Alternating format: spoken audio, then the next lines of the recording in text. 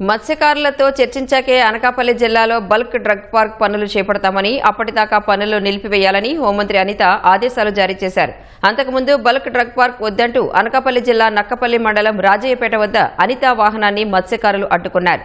మత్స్యకారులకు ఆమె నచ్చజెప్పి కొన్ని హామీలు ఇచ్చారు. అయితే హామీలు తమకు ఆమోదయోగ్యం కాదంటూ అనిత కారుని అడ్డుకుని నినాదాలు చేశారు. ఈ నేపథ్యంలో పనుల నిలిపివేతకు హోంమంత్రి ఆదేశించారు. రాజీపేట గ్రామస్తులకి కొంత అపనమ్మకం అన్నది ఏర్పడింది. తప్పు నేనేం చెప్పట్లేదు, ఎందుకంటే అక్కడ హెటిరో కంపెనీ వల్ల వాళ్ళు చాలా ఇబ్బందులు పడ్డారు. మళ్ళా తిరిగి అటువంటి ఇబ్బందులు ఏమైనా ఎదురవుతాయేమో అని వాళ్ళ అనుమానాలతో మాత్రం చాలా క్లియర్ గా ఉన్నారన్న సంగతి నాకు అర్థమైంది. నా నియోజకవర్గంలో, నా గ్రామంలో నేను చాలా నా కుటుంబంలో ఉన్నట్టుగా నేను ఫీల్ అవుతాను. కాబట్టి మీరు ఒక కమిటీ ఏర్పాటు చేసుకొని దసరా తర్వాత చెప్తే డెఫినెట్ గా నేను ఆ కమిటీని గౌరవ సీఎం గారి దగ్గరికి, గౌరవ డిప్యూటీ సీఎం గారి దగ్గరికి, లోకేష్ గారి దగ్గరికి తీసుకెళ్లి మీ సమస్యను వివరించి మీ సమస్యకి పరిష్కారం ఇస్తాను అని చెప్పి చాలా క్లియర్ గా చెప్పాను. వాళ్ళ ఇంట్లో ఆడపిల్లనే కాబట్టి నా దగ్గర ఉన్న చనువుతోనైనా వాటెవర్ మేబీ నా దగ్గరికి వచ్చారు.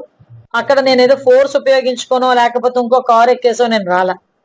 నేను అక్కడే నుంచున్నాను, మైక్ పట్టుకున్నాను, వాళ్ళందరినీ కన్విన్స్ చేసుకున్నాను. రాజీపేట గ్రామస్తుల వరకు అందరూ సహకరిస్తారు.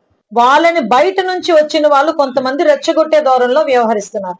వద్దు అలాంటి పనులు. వాళ్ళు చాలా ఫెరోషియస్ గా ఉన్నారు, చాలా కోపంలో ఉన్నారు.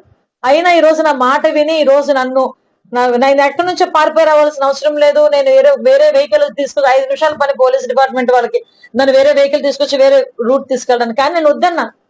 వద్దు, నా గ్రామం ఇది, నాకు ఓట్లేసిన ప్రజలు, నేను వాళ్ళ కుటుంబ సభ్యురాలని, నేనెందుకు బ్యాక్ స్టెప్ వేయాలి? ఒకవేళ మాట అంటే నా తల్లిదండ్రులు మాట అన్నారు అనుకుంటా, పడతా, ప్రాబ్లం ఏమీ లేదు.